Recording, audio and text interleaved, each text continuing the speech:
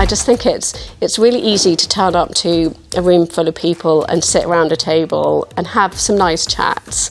But actually to go into a room full of people and actually experience different things that are surprises that will make you remember moments. There was an amazing energy in the last kind of 2 days.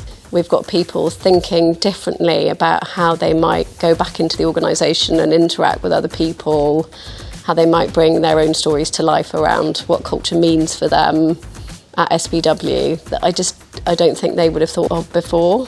The sparks, right? Just the sparks are the moment. So the spark might be different for me than it was for you or anyone else in the room that kind of made you go, oh, I get what I could do myself, or that's an insight I hadn't really thought about before.